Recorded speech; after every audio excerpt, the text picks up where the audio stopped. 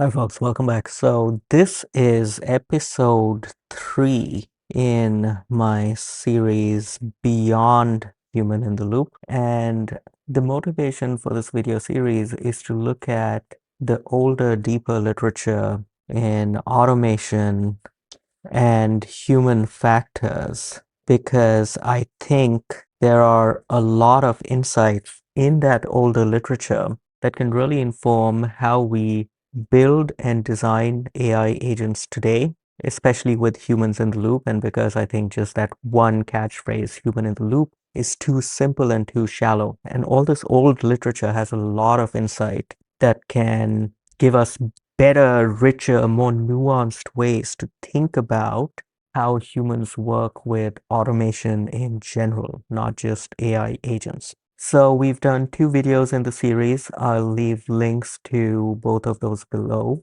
But today I want to take a look at the levels and types of automation. So I think the issue right now is that we often think of automation as just a boolean, just a checkbox. And it is so much more than that.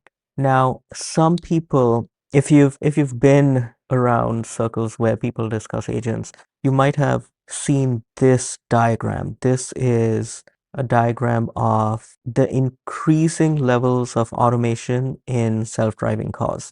This diagram comes up very, very frequently when people talk about agents. I think half of all agent slide decks have this diagram or a version of it in them. And you can see how cars can go from no automation where the driver has full control, and then in the middle, autopilot or self-driving is doing some of the things like keeping you in the lane or cruise control or adaptive cruise control, all the way up to full self-driving where you can completely take your hands off the vehicle. You don't have to keep your eyes on the road and the car just takes you where you need to go.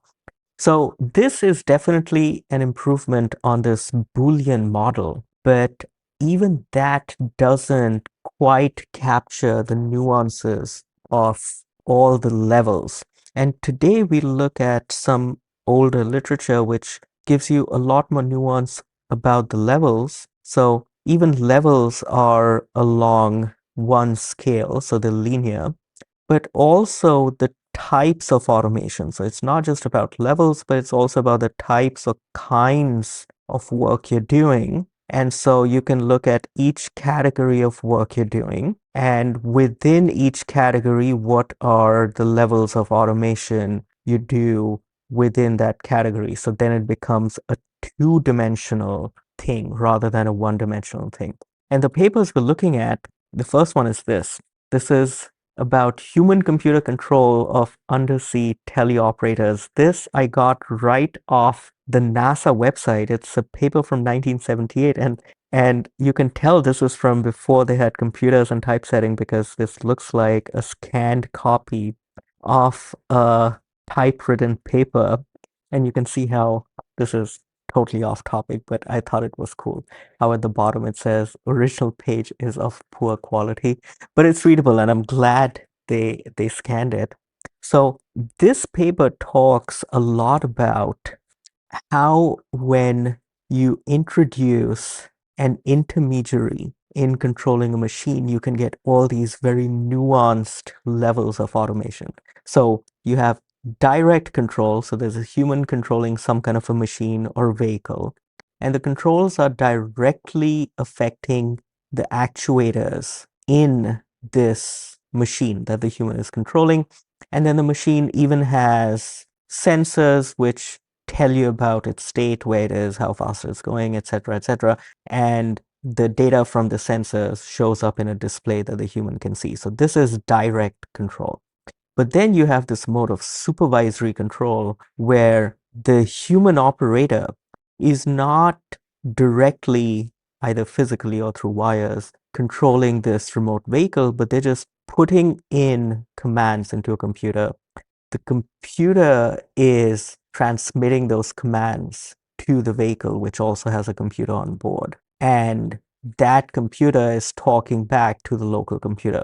So this diagram should remind you of something we're doing currently, because the computer, or these days the agent, is an intermediary between the human and the thing being driven or controlled or whatever it is. And the difference between these two modes is that going from direct control to supervisory control, this computer, actually these two computers, they can affect the commands of the human, or even what commands the human gives, as well as what the human sees back on their display. They can affect both of these things in very profound ways. And that gives rise to this much more nuanced gradation of the kinds of control, which goes way past even this very frequently cited diagram that we saw. So let's look first at levels, the levels of automation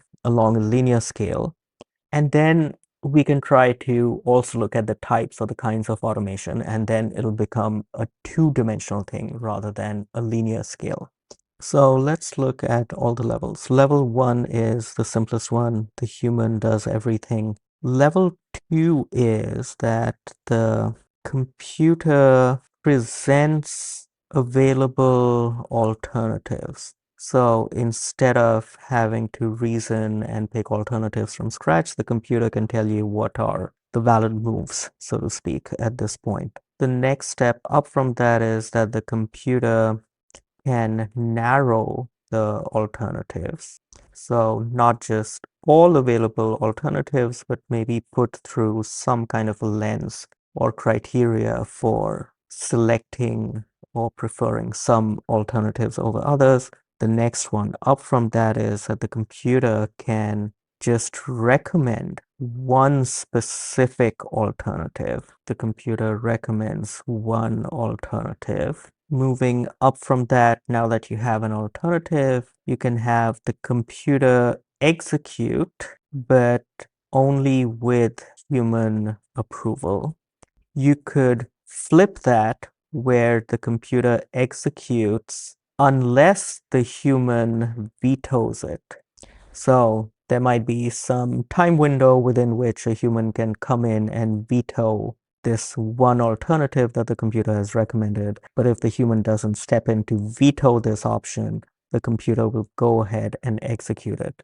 This, by the way, reminds me of, I think it was a limited test in Claude Code. It was behind a feature flag that was only turned on for some people, where Claude Code would actually go ahead and populate the next prompt and then wait some amount of time, 30 seconds, 60 seconds, but then execute that prompt if the human didn't step in and type something. And that took a lot of people by surprise. There was a lot of Twitter chatter about it. Anyway, moving on. One more level up. You could say you don't even need the human to veto, but the computer will go ahead and execute, and then it will simply inform the human. It'll just tell the human what it did. You can go one more level up from that where the computer will execute, but only inform the human if asked. So it won't proactively tell the human what it did, but if the human comes around and asks what just happened, the computer will tell the human. One more level up from that, you could say the computer goes ahead and executes something, but the computer decides when to inform, if or when to inform. So the computer will decide if or when to inform the human. And finally, you have the peak of automation where the computer is fully autonomous and it ignores the human.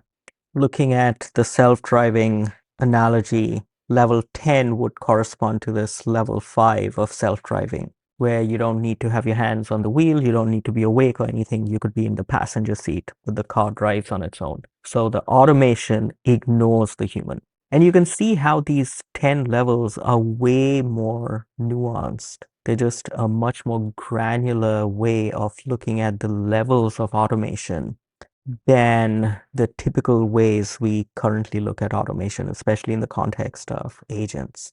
And let's look at this from the point of view of the human. What are the roles that the human is playing as the system is going through these levels of automation? Right at the beginning over here, the human is actually an operator. They are operating the machine or the system. Somewhere in this range, the human becomes a chooser because they are looking at alternatives and choosing from several alternatives presented to them by the computer.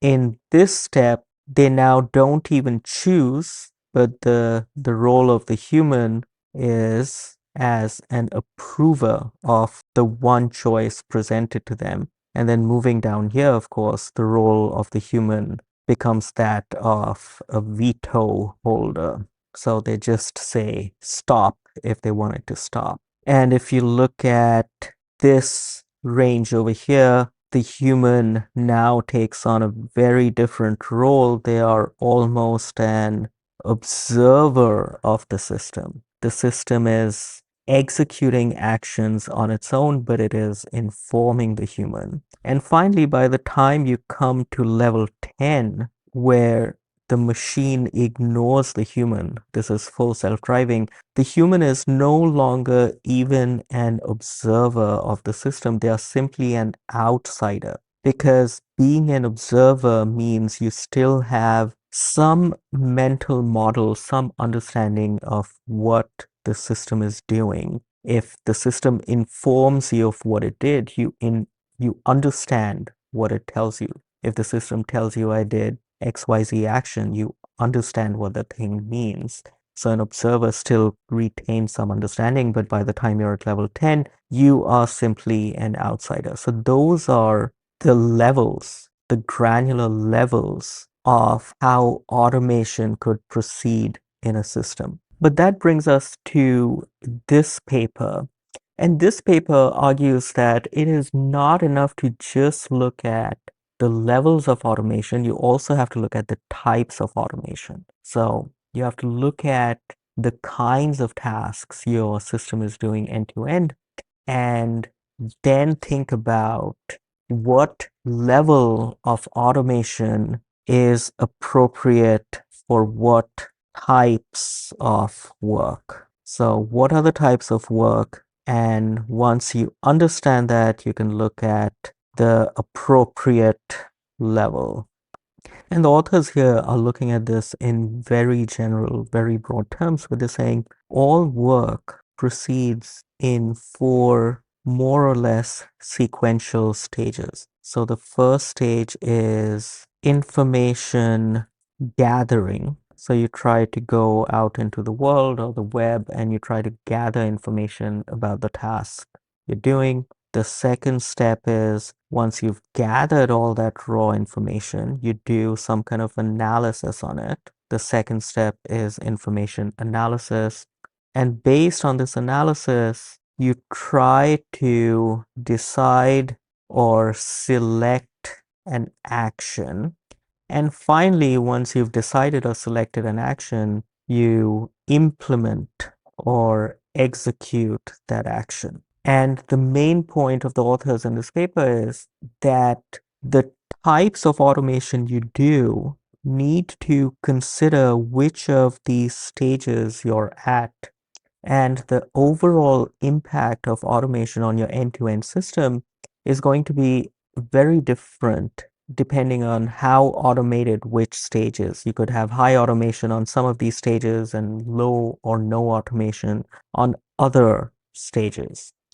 But this, I think, is the most profound observation or position of this paper, which is that as you're trying to select what the appropriate automation or appropriate level of automation is for a task, your main selection criteria should be the impact of that automation on the associated human's performance. That is a very striking position to take, and I feel that this particular position is completely absent from today's discourse on agents or automation in general that you need to consider the impact on human performance. I think everyone talks about how automation will impact the machine, how you'll design automation, and what it'll cost. So everyone is thinking about the impact on the machine, but this factor, I think, currently is largely ignored, unfortunately. And what are those impacts? So this goes back to episode 1, where we looked at the ironies of automation. And the idea here is that automation doesn't always help. Automation can often reduce the human workload, but if you are not careful about the way you automate things, you can often end up increasing the human workload with automation. So go back, look at the first video in this series about the ironies of automation, and that talks a bit more about how that might happen. Now, in this paper, the authors look at three or four main ways that human performance is affected with automation. The first one is just mental or cognitive workload. To take a very concrete example, say you're in an airplane cockpit or you're in air traffic control. If the automation is showing you the likely path of planes and highlighting to you which ones are likely to get into bad situation, that reduces your workload. That actually helps. On the other hand, one very common failure mode in modern autopilot cockpits is actually understanding what the autopilot is doing, what mode it's in, what are the various complex rules via which it actually flies the plane. And in those cases, if something goes wrong and you have to disengage autopilot, the mental workload of the pilots actually becomes very, very high. So that is a concrete example where automation can actually increase workload. The second factor is, and it's related to this first one, is situational awareness. This also directly ties to the first video in the series on the ironies of automation, which is that how does the human maintain a mental model of what the system is doing so that if they have to step in and fix something or rescue the system, they are able to identify why it failed and fix it. And the third one is complacency. Again, all these points are related because if automation usually does what it should do, the humans keep rubber stamping it. They get complacent, and then when something goes wrong, they're surprised. And almost a direct consequence of that is skill atrophy, where the humans themselves, having not performed this task anymore, will forget how to do it. They'll get rusty. So each of these could be a long video on its own, and this one's getting pretty long. But if you go look at a couple of the older episodes, you'll see how all these link back. All right, so I think I'll wrap up there, but the idea for today's video was just to give you this framework for looking at automation as not just a binary on-off thing, but an entire nuanced and granular scale. And we came up with 10 levels on the scale, but then also to make it a more two-dimensional thing where you look at not just how much you're automating or the levels of automation, but the types of automation. And we looked at the types of tasks that can be automated. And then this principle of having human performance being the major consideration when picking what and how to automate. All right, stay tuned. I'm going to do many more in these series on Beyond Human in the Loop. If you like content like this, please like the video, consider subscribing, and I will see you in the next one. Thanks.